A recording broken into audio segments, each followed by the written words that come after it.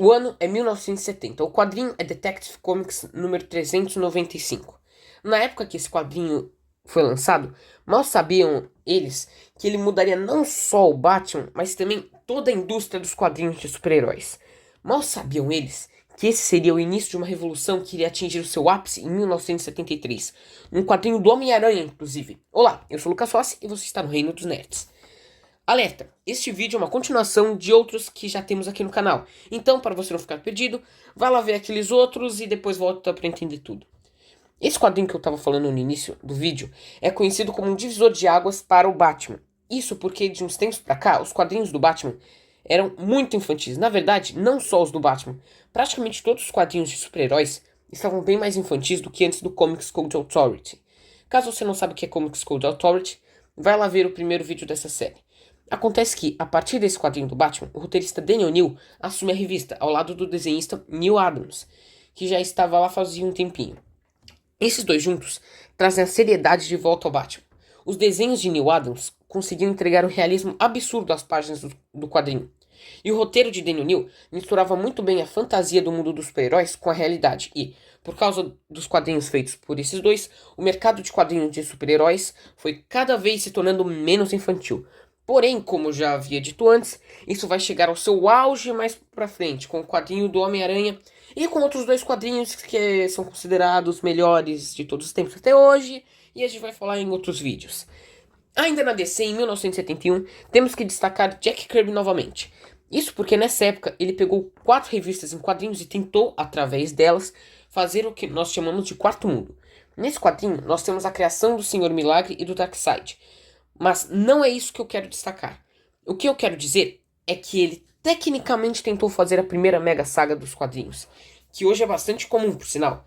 Caso vocês estejam se perguntando o que é uma mega saga, eu explico agora. As mega sagas são grandes eventos que acontecem nos quadrinhos de super-heróis que normalmente juntam diversos personagens das editoras e criam um épico. O problema é que, na época, o Quarto Mundo não vendeu muito bem e acabou terminando muito antes do que o Jack Kirby queria. Isso porque a DC cancelou 3 das 4 revistas. Mas, você acha que acabou de falar de Jack Kirby? Ainda não. Desculpa, cara, mas é impossível falar da história dos quadrinhos de super-heróis sem falar dele, do Stan Lee, do Alan Moore e do Frank Miller. Bem, continuando, em 1972, Jack Kirby criou o personagem Kamandi, que vai ser uma grande fonte de inspiração para dois quadrinistas bastante importantes mais pra frente. Agora, finalmente voltando pra Marvel, Stan Lee ficava cada vez mais famoso, a ponto dele ser o primeiro editor a ter uma fama mundial. Isso porque ele respondia às cartas dos fãs, ia nas entrevistas e, na verdade, ele era bastante egocêntrico.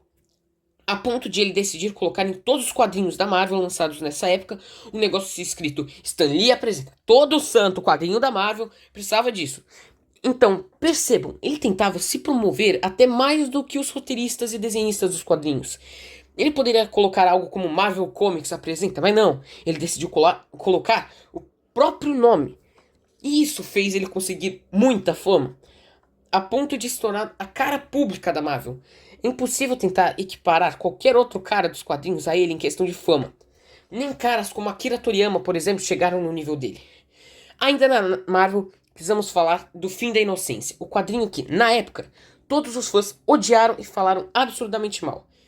Que não só é uma história excelente, por mais que falaram mal, mas também terminou uma era. O quadrinho que eu estou falando aqui é The Amazing Spider-Man número 121 e 122, na verdade, mas 121 é o principal. Lançado em 1973. Uma coisa que eu acho que já está mais do que na hora de eu explicar para vocês é sobre as eras que tem nos quadrinhos de super-heróis. Essas tais eras começam em 1938 com a criação do Superman. Essa primeira era é chamada de Era de Ouro. E, basicamente, a Era de Ouro surgiu com a popularização dos quadrinhos de super-heróis. E ela termina em 1956, com a criação do Comics Code Authority, que foi quando os quadrinhos de super-heróis quase terminaram. Desse acontecimento saiu a Era de Prata, que começa, logicamente, em 1956, e essa era compila o declínio dos quadrinhos de super-heróis, a volta deles com a criação do universo Marvel, e termina em 1973, com esse quadrinho, o The Amazing Spider-Man número 121. Mas o que tem de tão importante nele?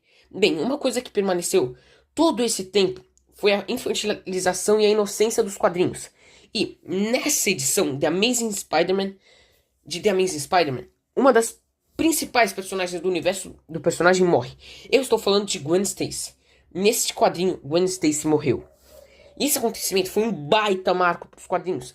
Isso porque ninguém mais estava salvo no mundo dos quadrinhos. Ela era a namorada do Homem-Aranha e isso poderia ser só o começo. Agora, heróis poderiam morrer. Entenderam agora mais ou menos a importância disso? Então, a partir de agora, nós entramos na terceira era dos quadrinhos, a Era de Bronze. Na verdade, há controvérsias sobre quando a Era de Prata terminou e quando a Era de Bronze começou e tal, mas o mais aceito por historiadores é nesse marco da morte da Gwen Stacy mesmo. Depois de fazer diversos trabalhos excelentes na DC, porém sem muito sucesso, Jack Kirby tem uma reunião com seu antigo parceiro, Stan Lee, para voltar para a Casa das Ideias. Caso você não saiba, a Marvel é conhecida como a Casa das Ideias. Então, na convenção de quadrinhos conhecida como Marvel com 75, no momento em que Stan estava falando do Quarteto Fantástico, sobe ao palco Jack Kirby. Em 1975, o rei dos quadrinhos está de volta à Marvel. Em 1976, Jack já começa a fazer seus primeiros trabalhos, fazendo verdadeiras obras-primas, como, por exemplo, a sua volta ao título do Capitão América, que provavelmente é uma das melhores coisas que já fizeram com o personagem, a versão em quadrinhos do filme 2001, algumas histórias do Pantera Negra, a criação dos Eternos, entre outras coisas. Em 1978, surgia uma lenda do mundo dos quadrinhos norte-americanos. Eu estou falando de Frank Miller. Ainda inexperiente, mas é o Frank Miller. Frank Miller fez uma série de quadrinhos em 1978 sem muita relevância. Porém, ele claramente será de suma importância mais pra frente. E esse foi o vídeo de hoje, eu espero que vocês tenham gostado, porque dá muito, mas muito trabalho mesmo para escrever esses roteiros com embasamento histórico. Então, deixem um like se gostaram e inscrevam-se no canal. Também não esqueça de compartilhar o canal com as pessoas que gostam desse tipo de assunto que nós temos aqui no canal. Muito, mas muito obrigado mesmo. Até a próxima, tchau!